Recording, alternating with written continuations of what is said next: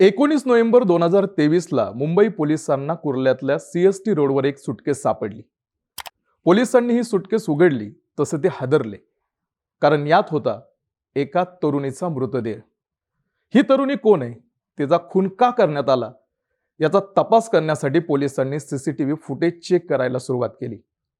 यात त्यांना हीच सुटकेस हातात घेऊन मुंबईच्या गर्दीत फिरणारा एक माणूस दिसला. जवळपास 1.5 तास तो सुटकेस हातात घेऊन हिंडत होता. पोलिसांनी सीसीटीव्ही आणि खबऱ्यांचं जाळ वापरून 2 दिवसात यातल्या आरोपीला अटक केली आणि मुंबईला हादरा देणारी केस सोडवली.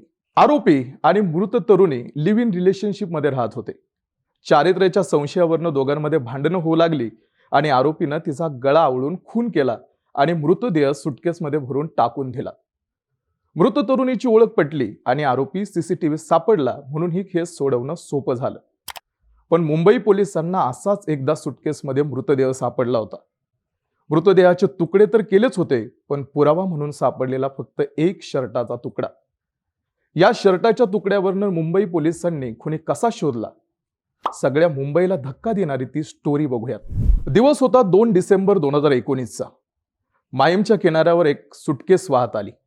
सुटकेसमध्ये मानवी शरीराचे तुकडे होते. सुटकेस बघून घाबरलेल्या लोकांनी लगेच पोलिसांना फोन केला. पोलीस आले, सुटकेस उघडली. त्यात एक हाताचा तुकडा आणि एक पायाचा तुकडा होता. मृतदेह पुरुषाचा आहे याची पण ओळख पटत होती, पण पुरावा काय सुद्धा नव्हता. पोलिसांनी मच्छीमारांना बोलवलं, आजूबाजूच्या समुद्रात शोधायला लावलं. काहीच मिळालं नाही, म्हणून आणखी 4 दिवस शोधायला लावलं, पण समुद्रात काहीच मिळण्याची शक्यता नव्हती. पोलिसांच्या हातात एक सुटकेस, काही मानवी शरीराचे तुकडे, इतकंच होतं. मग ही केस गेली क्राईम ब्रांचकडे. क्राईम ब्रांचनं मिसिंग असणाऱ्या लोकांचा डेटा तपासला, पण संशय कशावरच आला नाही. जवळ फक्त एक सुटकेस होती. तीच त्यांनी पुन्हा तपासली. तेच हातपायाचे तुकडे दिसले आणि त्याच्यासोबत होता शर्टचा एक तुकडा. या तुकड्यावर एक छोटासा टॅग होता. पोलीस तपासात हा टॅग मिस झाला होता. त्यावर एल्मो मेन्स वेअर इतकंच लिहिण्यात आलं होतं.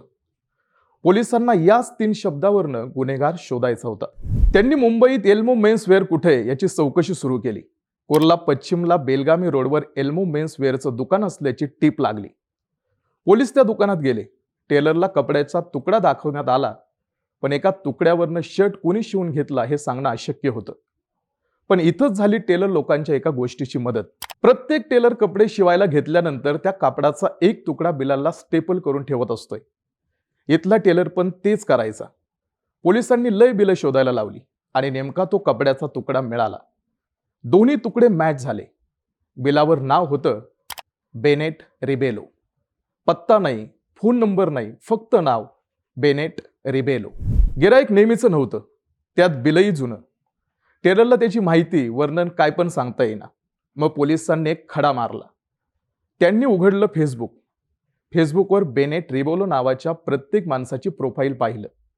त्यातही मुंबईत असणारा बेनेट रिबेलो शोधण्यात आला. 50 जण शॉर्टलिस्ट केली. त्यांच्या प्रोफाईल स्कॅन मारल्या आणि नेमका एक बेनेट रिबेलो मिळाला. फेसबुकवरच्या फोटोत बेनेट रिबेलोकडे तसाच शर्ट होता. हाच तुकडा असावा असा अंदाज बांधून पोलीस फेसबुकवर त्याची माहिती शोधू लागले. त्यात एका फोटोत बेनेट रिबेलोचं आय कार्ड मिळालं. त्यावर पत्ता आणि फोन नंबर होता. फोन बंद लागत होता. पोलीस पत्त्यावर पोहोचले तर दरवाजा बंद. आजूबाजूला चौकशी केली तेव्हा पोलिसांना कळलं की बेनेट आणि त्याची मुलगी इथं राहत होती, पण काही महिन्यांपासून दोघेही दिसले नाहीत. मग पोलिसांनी घराचं दार तोडलं आणि आतमध्ये एंट्री केली. आतमधल्या प्रत्येक गोष्टीची तपासणी केली. यात एक वही सापडली. वहीत लिहिलं होतं, dad I am really sorry. I am bad girl. जिसने मुझे घर पर रहने दिया उसी को मैंने मार दिया. जिसने परवरिश की उसी को मैंने मार दिया. पोलिसांना घटनेचा उलगडा झाला, पण बेनेट रिबेलोच्या मुलीला शोधणं हा अवघड विषय होता.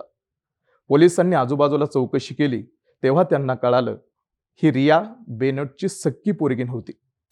त्यानं रस्त्यावर राहणाऱ्या एका अनाथ मुलीला दत्तक घेतलेलं, तेही कायदेशीर बाबी पूर्ण करून. रस्त्यावर अनाथ म्हणून भीक मागणारी एक लहान मुलगी त्यानं दत्तक घेऊन सांभाळली होती. पण याच मुलीनं त्याचाच खून करावा, तोही इतक्या क्रूरपणे. पोलीस रियाला शोधायला लागले. त्याच्या फोनवरनं तिचं लोकेशन सापडलं. घाटकोपरच्या एका फ्लॅटमध्ये ती राहत होती. पोलीस तिच्या घरी गेले दार वाजवलं, नेमकं रियानंच दार उघडलं.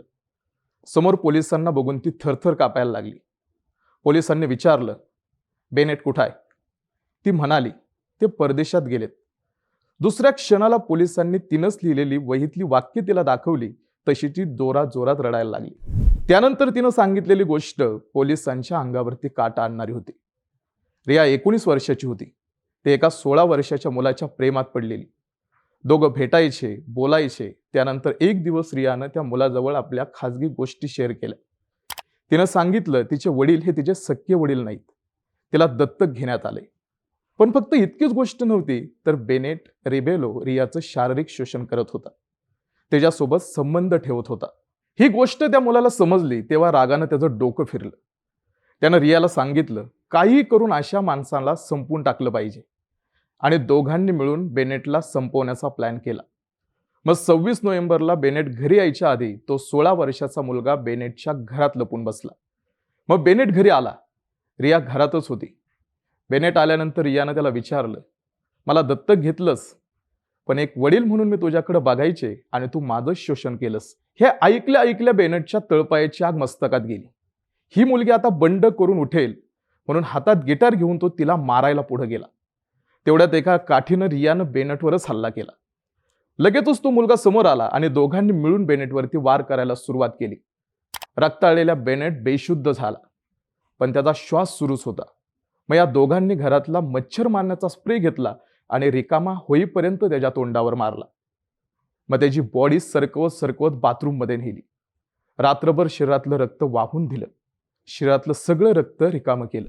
मग घरात बॉडी तशीच ठेवून हे दोघं मार्केटला गेले. 3-4 सुटकेस घेतल्या, 8-10 प्लॅस्टिकच्या बॅगा घेतल्या, 4 चाकू घेतले आणि घरात येऊन बॉडीचे तुकडे करायला सुरुवात केली. पण बॉडीचे तुकडे काही होईनात. मग ह्या दोघांनी चाकू गरम केला आणि मग तुकडे करायला सुरुवात केली. हाडांचा हातोड्यांनी चुरा केला आणि मग परत रक्त वाहू दिलं. सगळं शरीर सुकल्यावर तुकडे बॅगमध्ये भरले आणि मिठी नदीच्या खाडीत वेगवेगळ्या भागात या सुटकेस फेकून दिल्या. पण एका सुटकेसमध्ये रक्त शोषायला ठेवलेला शर्ट तसाच राहिला आणि नेमकी 30 सुटकेस किनाऱ्यावरती वाहत आली आणि पोलिसांना सापडली. पोलिसांनी त्या एका तुकड्यावरनं मृतदेह कुणाचा हे तर शोधून काढलंच, पण त्या शर्टाच्या तुकड्यावरनं आरोपीपर्यंत सुद्धा पोहोचले. कुर्ल्या सुटकेसमध्ये सापडलेल्या मृतदेहाची ओळख पटवणं अवघड नव्हतं, पण इथं मात्र पोलिसांनी सुतावरनं स्वर्ग गाठलेला. बाकी ही स्टोरी कशी वाटली कमेंटमध्ये सांगाच. पण आणखी इंटरेस्टिंग स्टोरीज ऐकण्यासाठी बोल व्हिडिओला सबस्क्राईब नक्की करा.